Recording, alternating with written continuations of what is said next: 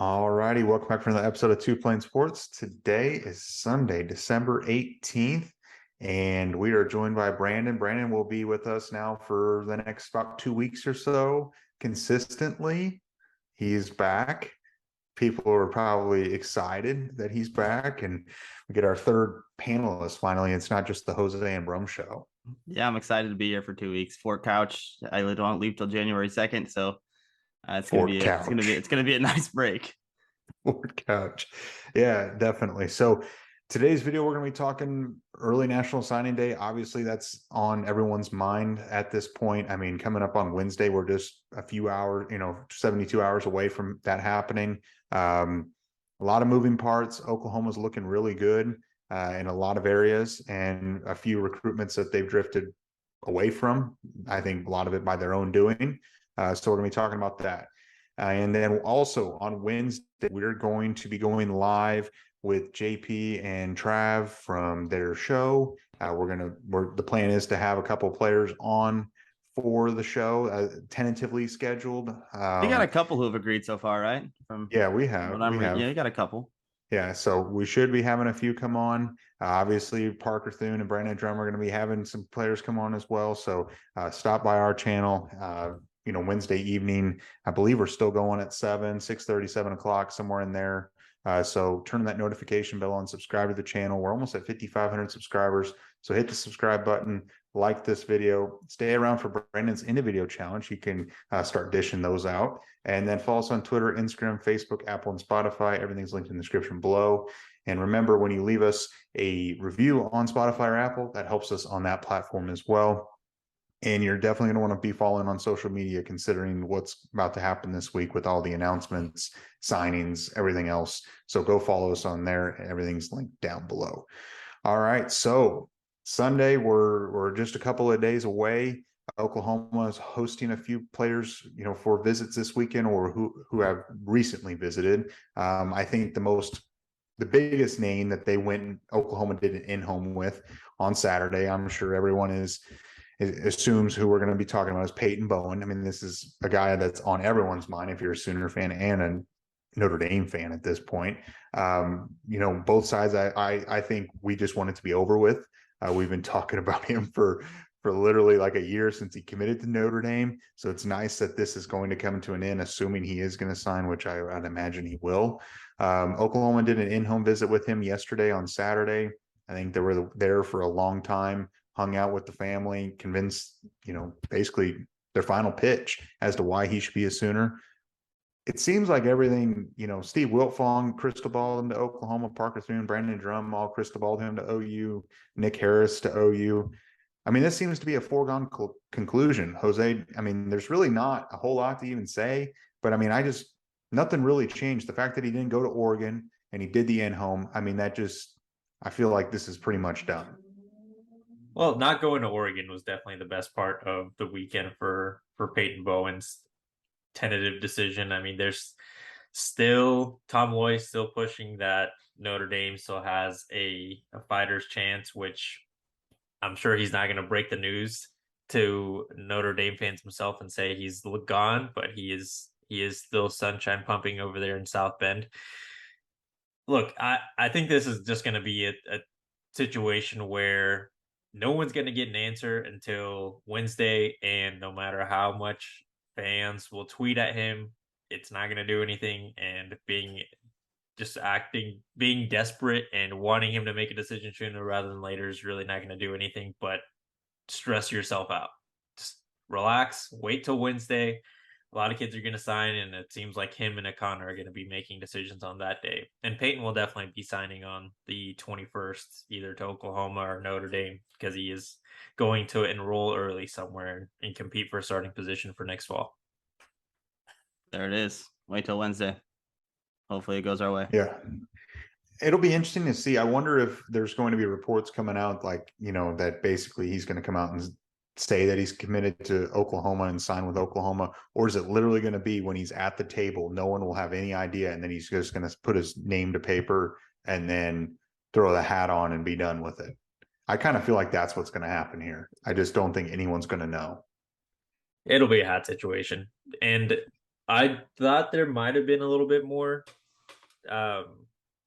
reason to commit before signing day because of his brother Eli getting a crystal ball to Oklahoma.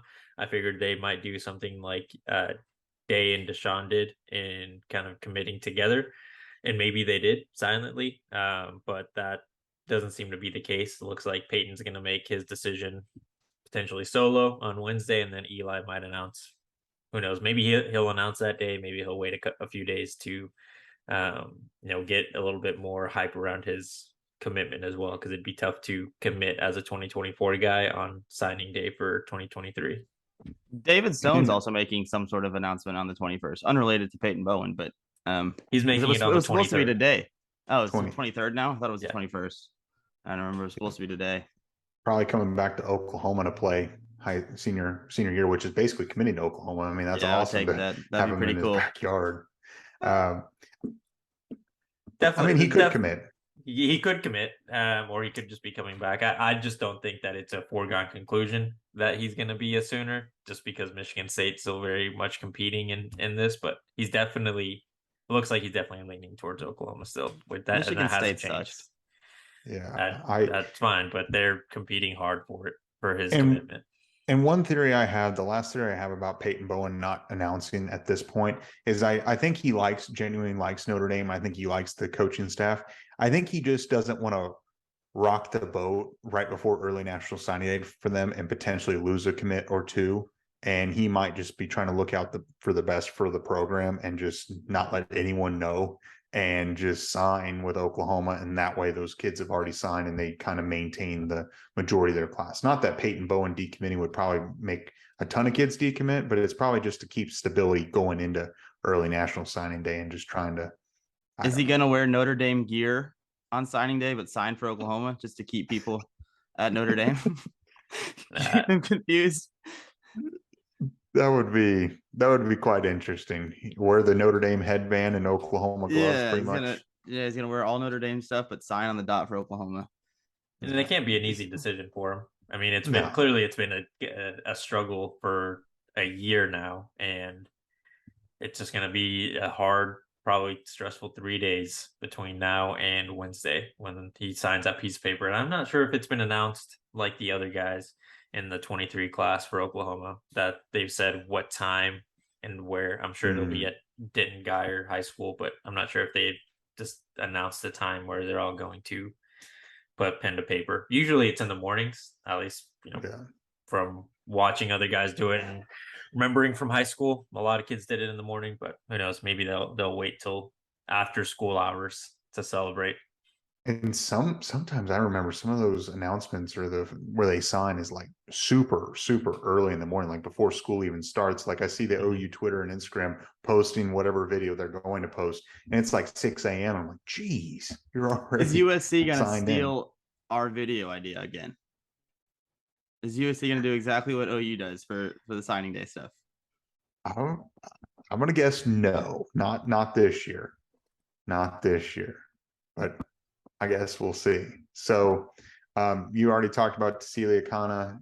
Obviously, he is, one of the biggest targets left for Oklahoma. Him and Bowen took an official visit to Louisville this weekend, and then on his way home, he stopped at Colorado for an unofficial, and then he's going to make his way home later today, or he might already be there. His last official was Louisville. I feel like that kind of came out of the blue a little bit. I don't know if, you have 5 officials. It's like, you might as well take the trip, maybe. I would have a hard time believing that Louisville or Colorado would be his destination, considering I don't think he's been to either campus. Obviously, Deion Sanders just got there. If you were willing to I just don't see these two programs really being a threat. I think the crystal balls are still all OU. I feel like he's Oklahoma at this point. Do you guys have any thoughts? I mean, I agree with you. I think of the two schools, I think Colorado's a little more scary just because Deion Sanders is going to he's going to get a bunch of kids right away, I think, early going, but to see Akana's not going to be one of them. No, I agree. So, and throughout Akana's recruitment, it's been pretty known that it's all the relationship means a lot to him, and Venables being the guy that's been recruiting him for years now is something that seems to have a much bigger effect than it does for maybe other players around the country. And the linebacker position isn't something that Dion and his defense is really known for yet, and Venables is. So it makes sense for corners to be really excited or defensive backs to be excited to going to Colorado at this moment until Dion in Colorado kind of proves himself at this Power 5 level.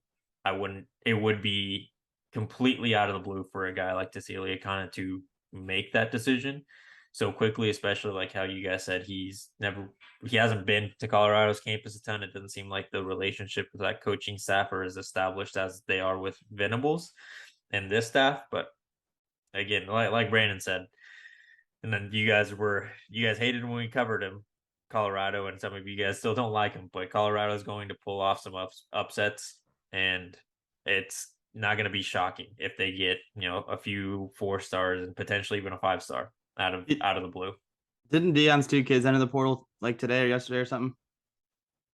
Well, the quarterback, Shador, he was announced to be their starting quarterback from the moment that he got the job. So he just waited, I guess, to enter the portal. I'm not sure what that whole situation's like, but Shiloh, I think, also is. I'm sure he's following him. He's probably going to Colorado if I had to bet on it. But they played a hell of a championship game yesterday.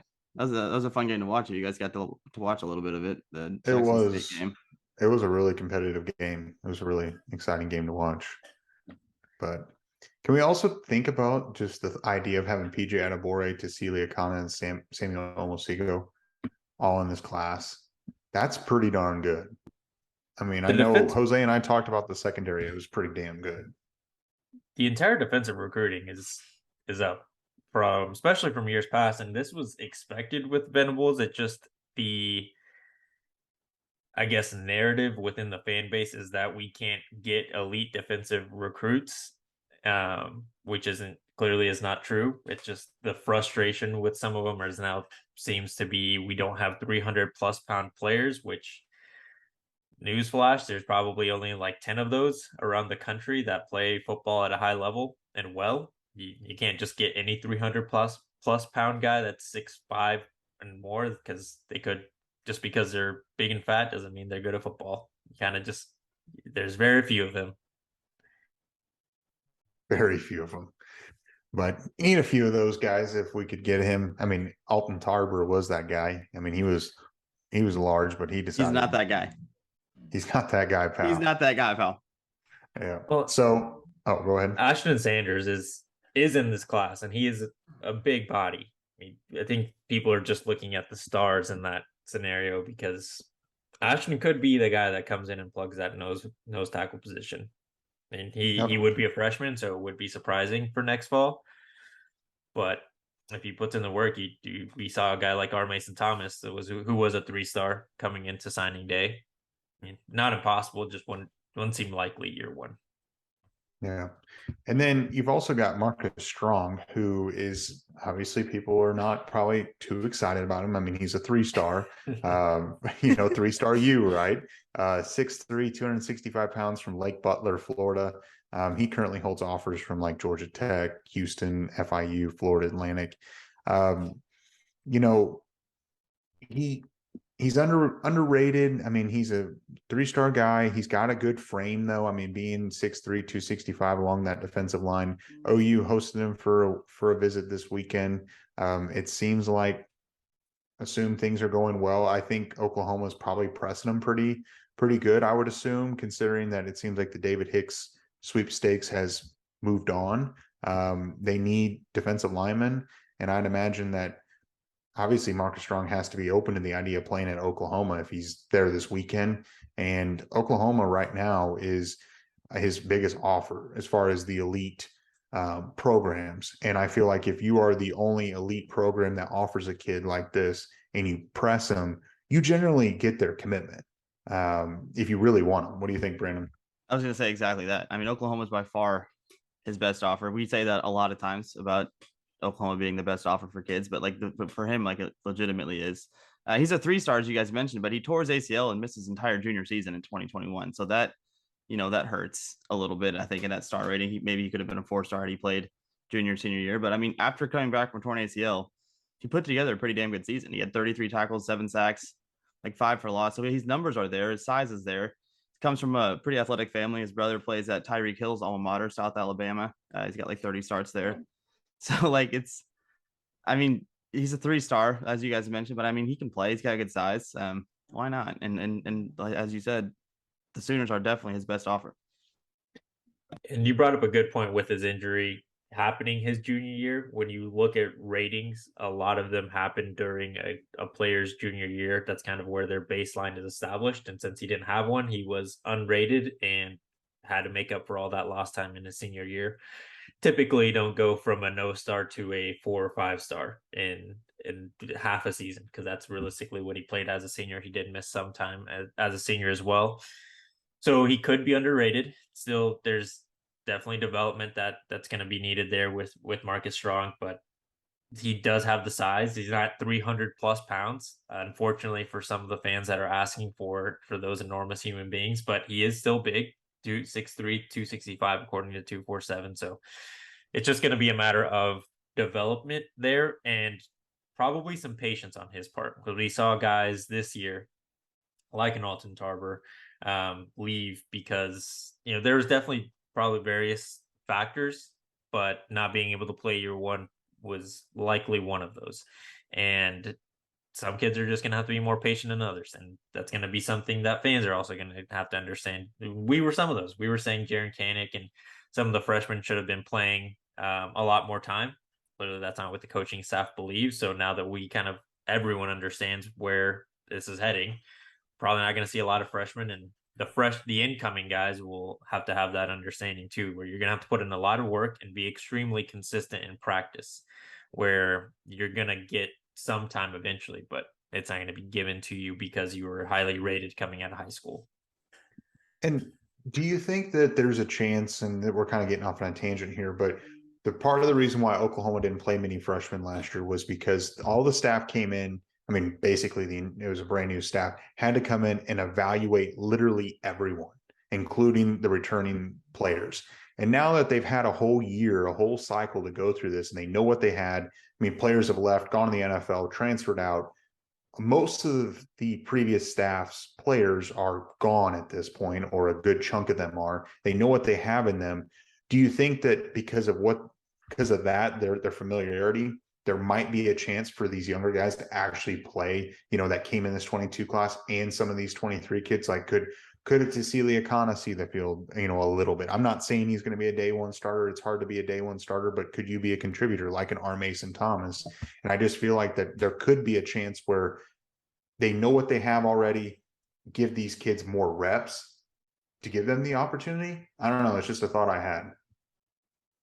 It's something that I heard. I can't remember if it's from someone at On3 or one of the 247 guys.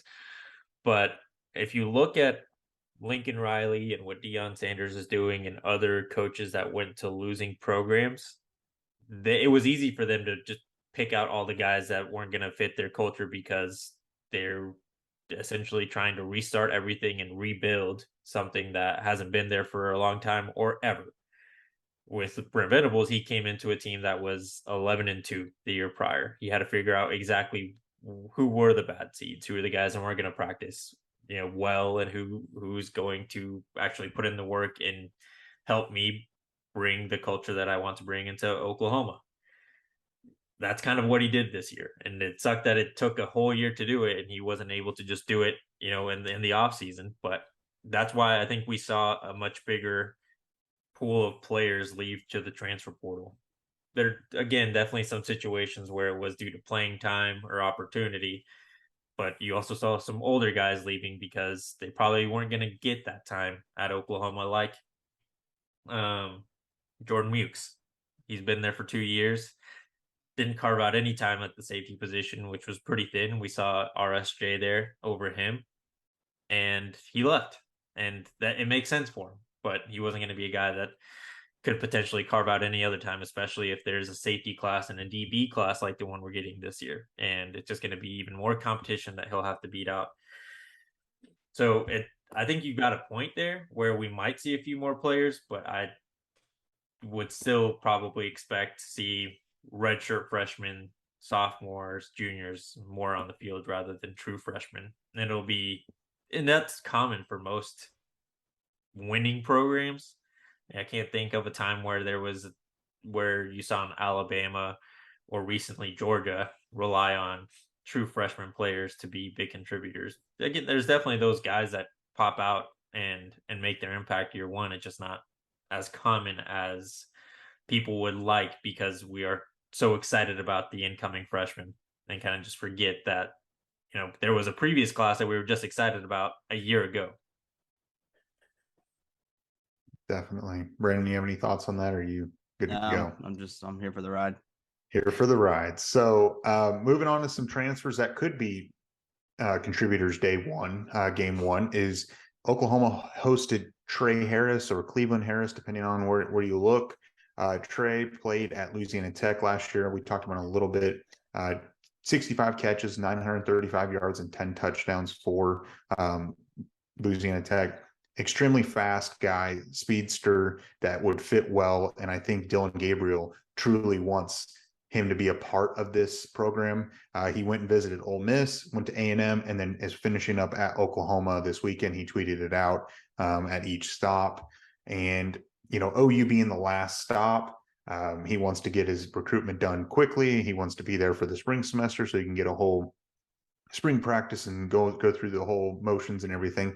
I think pairing Trey Harris and Marvin Mims together, because it seems evident that Marvin Mims is going to return at this point, since he has not made any announcement one way or another that I've seen anyway. Pairing those two guys together and the speed that would be on the field for him. I mean, he's also 6'2", so he's a little bit of a bigger guy. 6'2", 205 pounds. He's fast. He's obviously got playing, experience, and he's also got a couple years of eligibility left. I see a guy that could contribute next year and even into 2024. And between Mims, Farouk, and potentially a Trey Harris like this, it could be a pretty lethal wide receiving core, an immediate contributor. You think he immediately beats out guys like LV Bunkley Shelton, who's been there for a year now, or the Mizzou transfer, or even Nick Anderson, Jaden Gibson? There's a lot of receivers on the roster. I feel like, I definitely want Trey Harris because he put up good numbers at Louisiana Tech, and these big schools do want him. Ole Miss, A&M, Oklahoma. So he's got talent. He's got big size, good speed, as you mentioned. But I feel like he's competing with some dogs, I think, in that receiver room. The only reason why I think he would contribute is because I have a theory that the reason why Oklahoma backed off Micah Tease is because they feel good about him, about Trey Harris. And they only have one spot to give. And I think that they feel like the guys are going to be good maybe the year after, maybe in the 2024 season. And maybe these kids will contribute a little bit in the 23 season. But Trey Harris, I feel like, is a guy that you can plug and play almost immediately. And, Jaden Gibson, a lot of those guys just redshirted. I don't know about LV Bunkley Shelton. He felt like he came in a handful of times, but Jaden Gibson didn't really play at all and redshirted. So you still have 4 years of eligibility there. He could come in as a redshirt sophomore. I feel like he comes in and he would beat out like a Nick Anderson and those guys for a year. And he might even have a great year where he could go to the league after one season in Oklahoma. If him and Mims really team up together and play with Stogner, this air raid attack could be a lot better. It's pretty fun. They're going to be a lot of guys are going to be competing for time, and Trey, along with Jaden, are likely guys that are competing to take Theo's spot. Because looking at the receivers, and usually the receivers we saw during the season, it was Mims and Farouk and Drake Stoops. Occasionally Theo would come in, and he was really the only big body receiver we have. It seems like with the amount of recruiting or how wide receivers are being recruited at OU now, we're looking for more big bodies, but they just weren't touching the field last year.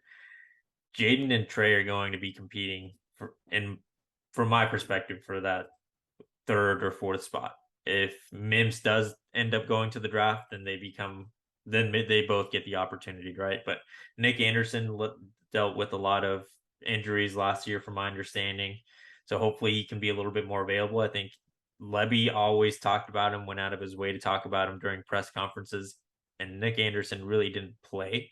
So he's showing at least something in practice, and they just want to see likely consistency in him to be available. Once those two happen, he'll probably get a lot more playing time. I do agree with you, Brum, that backing off Tease probably had a lot to do with the wide receiver transfer situation. I just don't know how likely it is that we actually land one, because like what Brandon said, it's a pretty deep position. Even if with a couple losses that we had at that spot, it's not going to be like we're struggling to find someone to fill in the roles. I think Jaquez Petaway plays a little bit too next year as a freshman. I think that dude's going to be. You guys know how I feel about Jaquez. I wish his name was Jaquazi still, but I think he's gonna be a day one guy. I think. I mean, maybe not a day one starter, but he's gonna play. There's a lot of competition there. Keon Braun can even play. I mean, you're right. There is a boatload of competition, but whenever you look at his top 3 schools, I mean, I would not touch Texas A&M if I were him. I mean, maybe I would look at Ole Miss. I mean, at least Lane Kiffin's locked in there, and he's going to be there. And you got Jackson Dart. If these are his top 3 schools, I just don't think if I were him, I don't know if I would trust Texas A&M. And I think he might. That might be part of the reason why he's considering Oklahoma, is maybe it's going to be a little more consistent, and you've got Dylan Gabriel, and the system's going to be better.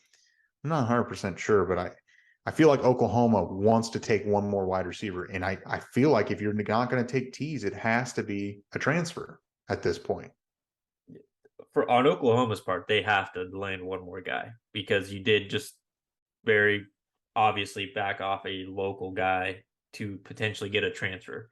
And I mean, that's something that fans were not a fan or did not like out of the last staff, is not going after Oklahoma talent. And after you backed off of him the first time because he didn't want to play the position you wanted him at, then you go back and work your way back into his recruitment, potentially flip him, and then decide, nah, we have another guy that's a transfer that we feel more confident in as a wide receiver. You have to land him if you're Oklahoma.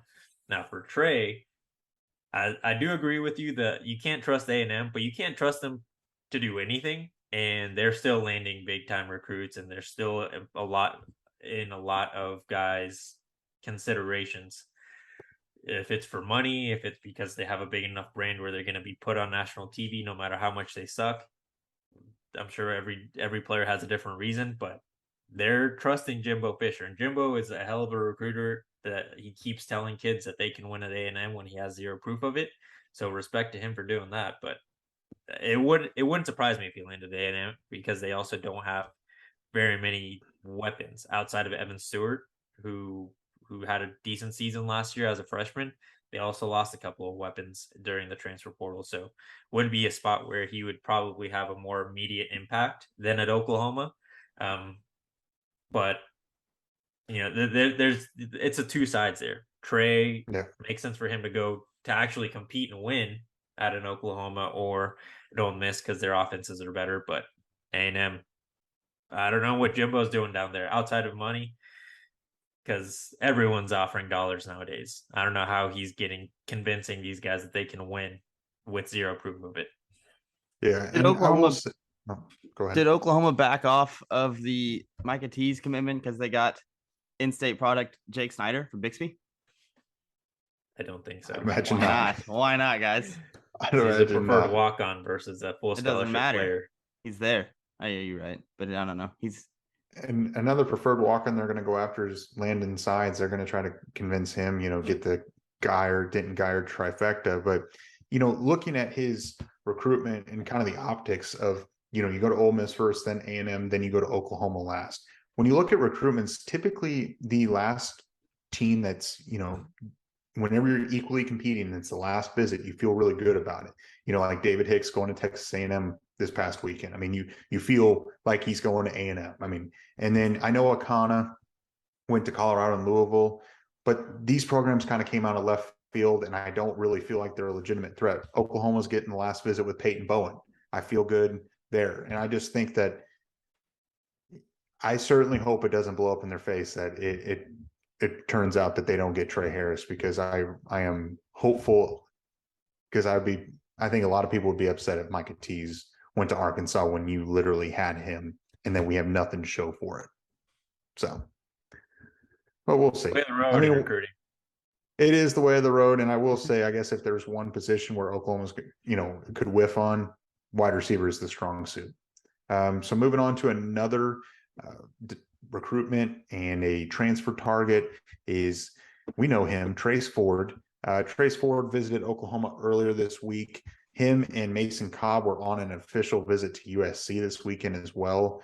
So, USC's getting a visit feel for USC if you were them. But I feel like, being a guy that's from Edmond, he's got interest in Oklahoma. Oklahoma has interest in him. He struggled with injuries.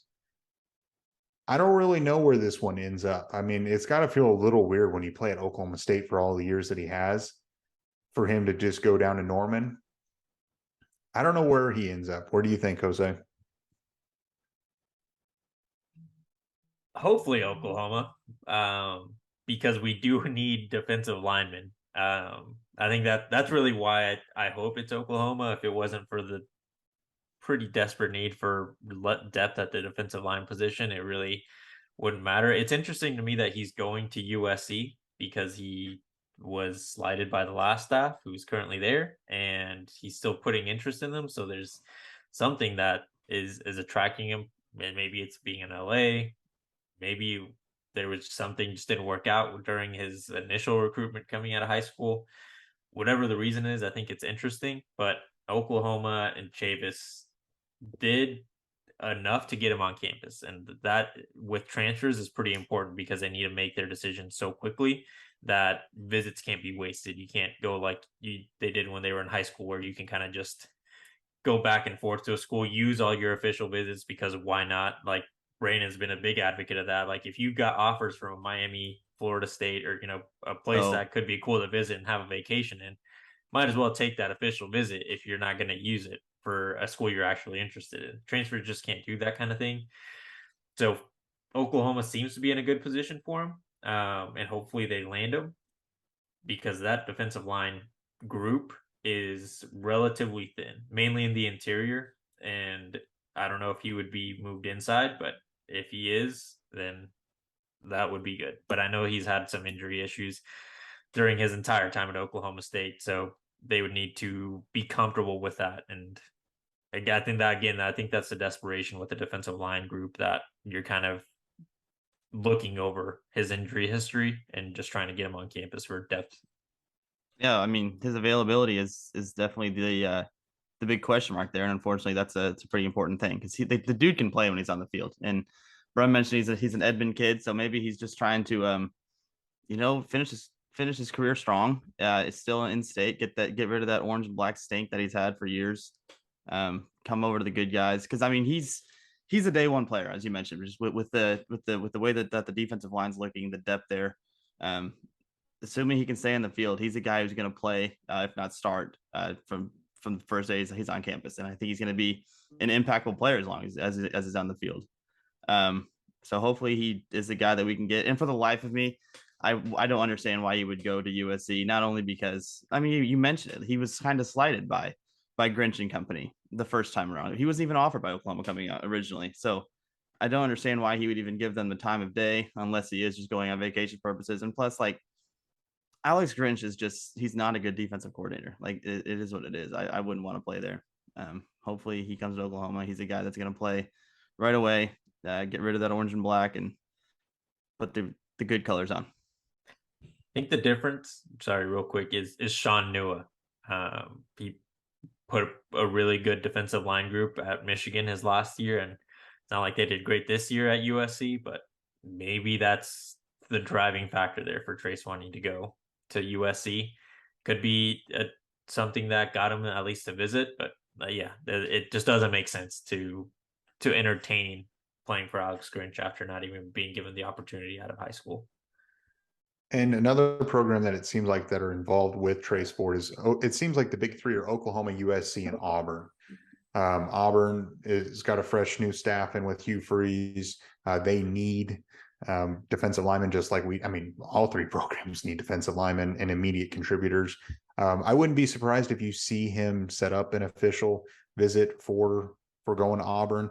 He was an under recruited kid, so he's probably also thinking, you know what, I'm going to take advantage of this recruitment. These top programs want me. I'm going to go at least see them, take a few trips. I don't blame them at the end of the day. If you have free trips to go to California, a free trip to go out to, Georgia, Alabama, whatever, why not? And then just make your decision. I just feel like that the proximity is going to help out Oklahoma here. And wouldn't that be interesting just to see him in the Crimson and Cream? You know how mad the choke poke fans are going to be? They're already irate on Twitter that even visited. Like there's some adults going after this kid because he visited Oklahoma. If he actually does, do the damn thing and actually, commits to Oklahoma, there's going to be a lot of angry, whatever they're called, the bang bangers, pistols jammed fellas over there in Stillwater are going to be irate. Yeah, for sure. So that's really the gist of this week, end of last week and this weekend. And I think we just got to take a second to remember. Do you remember a year ago at about this time, Oklahoma just introduced Brent Venables, the mad dash to close out the 2022 cycle, and how Oklahoma was pulling out R. Mason Thomas, and it was Alton Tarber, Cavante Henry, which, two of those guys didn't really work out, but they really closed out on some good talent. But this year, Oklahoma is looking to close out on number 2 safety, a 5-star safety, the number 4 edge player in the country. In 1 year, the difference, and it wasn't great on the field this year. They're looking to close out 2 of the best defensive players in the country as we go into early National Signing Day. I think we have to keep that in perspective of how much different last year was, and we felt like they did a great job, and they did. But this year, they're taking it to a whole nother level to probably finish in a top 5 class. Despite a down season. I think that's a big thing too, because that's what I was worried about. Like a big thing being at basic and stuff and not being able to track the stuff. That was like one of the first things I asked my youngest brother every time I called home. I was, because Oklahoma couldn't beat anybody. I just kept asking, has anybody decommitted? Has anybody decommitted? And the answer was for the longest time no. And then obviously Colton Bassick went, and Alton Tarver. So we ended up losing a couple people. But for the most part, they kept the class intact. As you mentioned, they're going to finish top 5 or close to it, if not top 5. Because Peyton Bowen, I think he's going to come, and to do that, all that after a down season, it's pretty impressive. And I think it shows that he is the guy, and we're gonna have some pretty bright years ahead of us. It's also his birthday today. Happy birthday, Coach Venables! If you're watching this, I know you probably watch all the time. Happy birthday! I'm sure he's definitely watching. Yeah. So no, it's pretty strong. I feel like we're going to be very happy. And then I think also after early National Signing Day, we're going to see a mad dash of evaluating what is needed left on this roster, depending on a few commits. What Peyton Bowen does end up signing with Oklahoma or doesn't. They're going to evaluate, and then they're going to see who's in the transfer portal, because there very well might be a few late transfer portal entrants after these signing days, and potentially flipping 1 or 2 guys one way or another. That there could be a few guys that are not in the portal, and that could be big targets for Oklahoma and other programs. So do you guys have any final thoughts? Jose, do you have anything to add? Your Minnesota Vikings had quite the comeback, a historic comeback this weekend. Matt Ryan needs to retire. We won football games. You do win football games.